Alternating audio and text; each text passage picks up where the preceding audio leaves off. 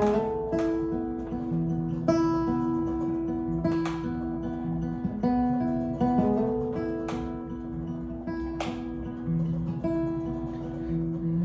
worship you. We worship you, Jesus.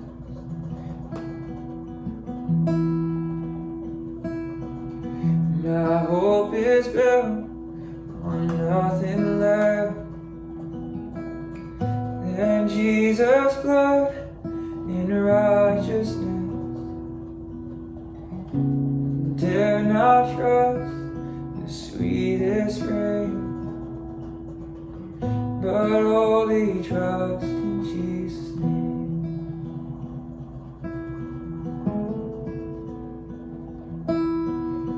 My hope is built on nothing less than Jesus' blood in righteousness. I dare not trust the sweetest friend, but wholly trust Jesus' name. Christ alone, cornerstone, the weak made strong, the Savior's love through the storm. He is Lord, the Lord of all.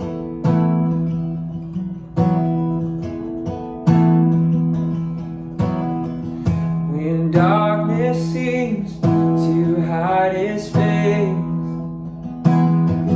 I'll rest in His unchanging grace. Through every high and stormy gale, my anchor holds within the veil.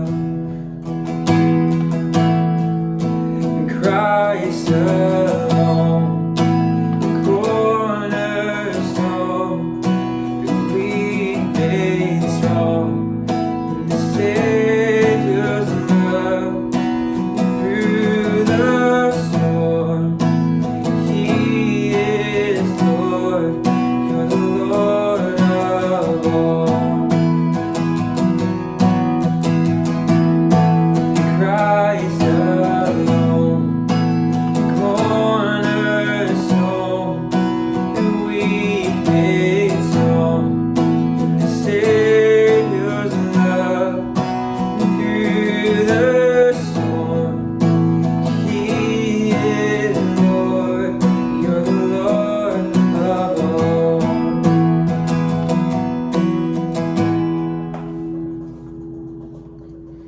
And He shall come with trumpet sounds.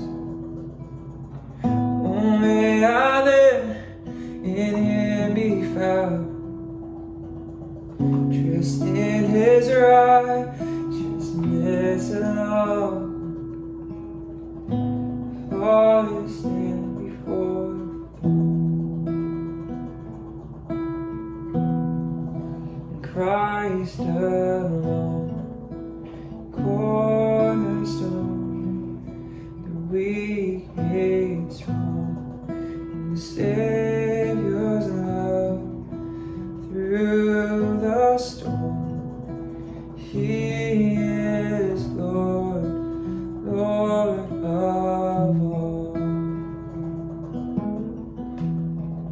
And Christ alone, cornerstone, the weak made strong, in the Savior's love through the storm. He is Lord, the Lord of all. All right. Hello, everybody. Check, check. Can you hear me? Cool. Well, I am stoked to be able to share with you today. It's good to be outside no matter what kind of day it is, because if you can find means to be outside socially responsibly, make sure you're not getting within 6 feet of anyone, but if you can figure it out, do it, right? Because Pastor James has been filming some of these encouragements, and it's been nice to see him walking around, get some exercise, because we all know Pastor James is a exercise nut, and I can only imagine that being cooped up is not the best for him. So it's good to see him getting out, and I figured I would try to do the same with my encouragement. So anyway, here I am. And, oh look, a little blue spot in the clouds. That's fun. Anyway, I wanted to chat with you today just about some things that have been on my heart. And with everything that's going on, we're all facing a disruption in the norm that really has changed everything for a lot of us. And we're all going through this in different ways and facing different challenges. But we are all facing challenges. We are all being tested, and it's just a difficult time. And so I just want to let you know that we're here for you. We understand that. And that's why it's important for us to just be able to reach out to you in this way. And I was really encouraged by a verse that I was reading this morning. It's 1 Corinthians 10:13, and it says, "No test or temptation that comes your way is beyond the course of what others had to face. All you need to remember is that God will never let you down. He'll never let you be pushed past your limit. He'll always be there to help you come through it." And it really made me think, how often in life do we go through circumstances and we feel like there's no one else who has ever faced what we're facing, right? And sometimes there's, this deep loneliness when we feel like we're going through a situation in our lives and it feels so unique to our life that we feel like, man, no one could possibly know what I'm going through. And we forget that there's 7, almost 8 billion people alive right now on this planet, and billions who have already been alive, who, the likelihood is that someone has gone through what you're going through, or what you've gone through. But in the particular situation that we're in now with coronavirus, everyone on some level is going through a version of what you're going through.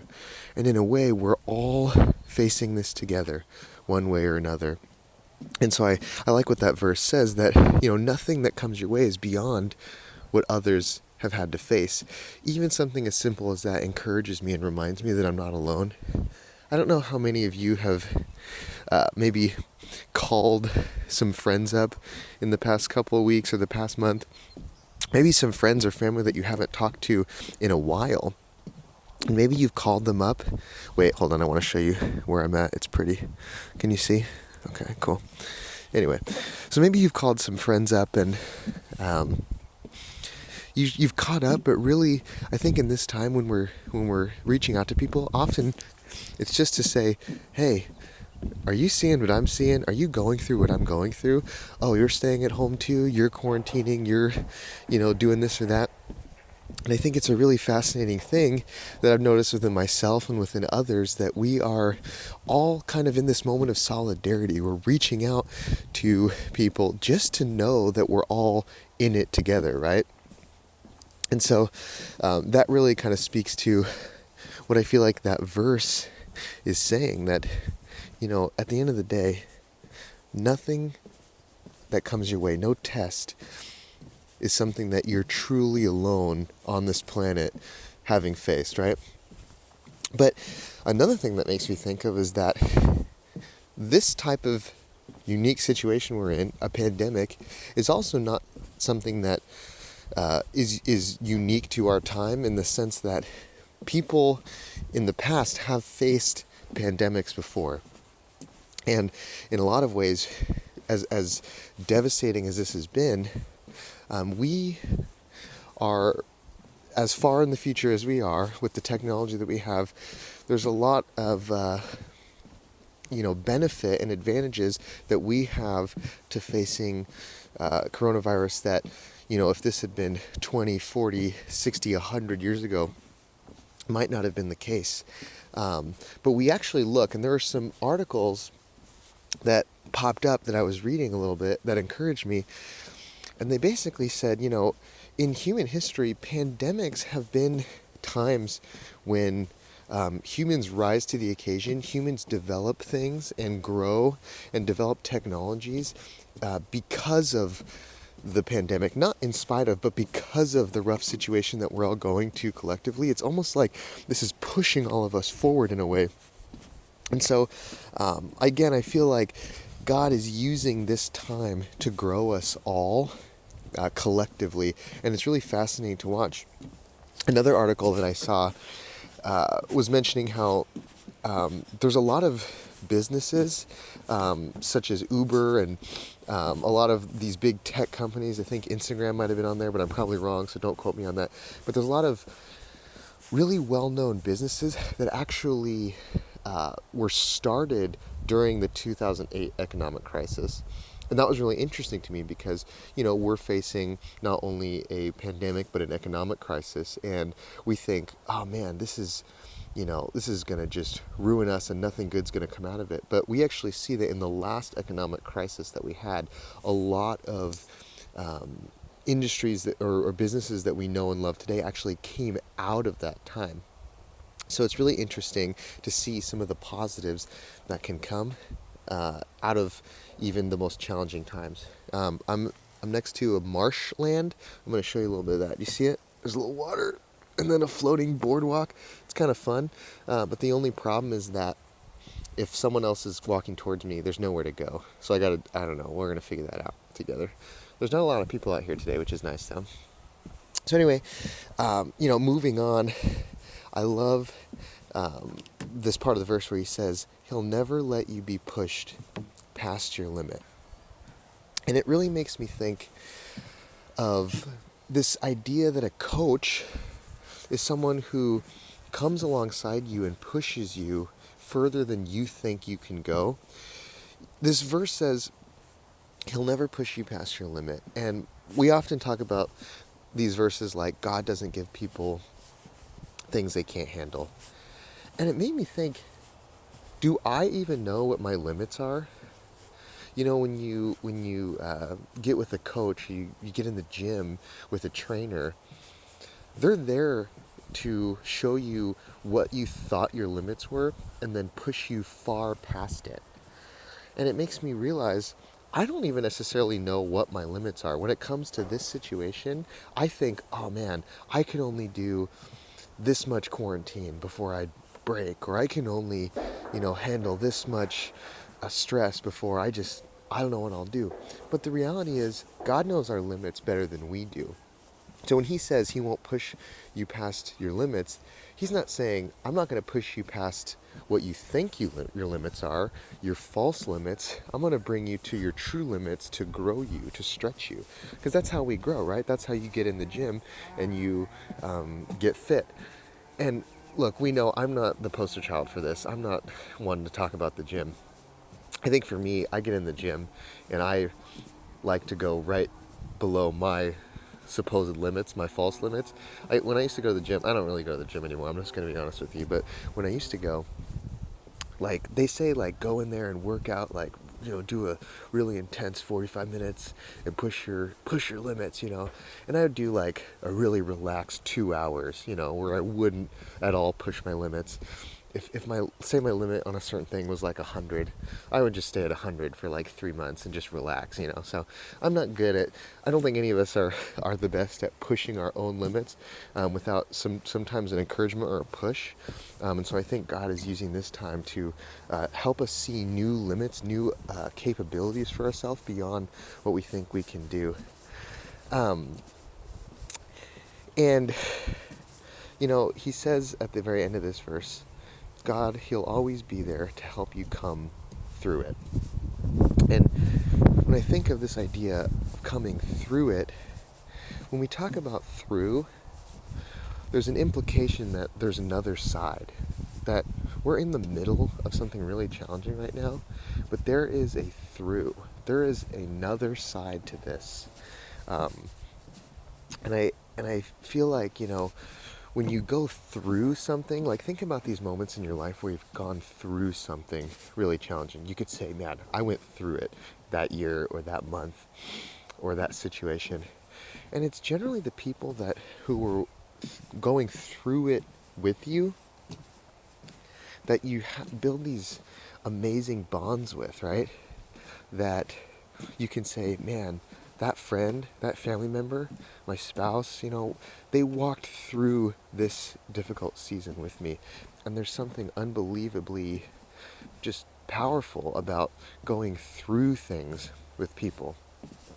And of course, God is saying, I will walk through this with you. I will help you come through it. So there's this level to which we're depending on God in this time. And that creates this bond, this creates this attitude of surrender that we develop and learn because of the challenge of this time. But I also think that we're learning to depend on other people in new ways, right?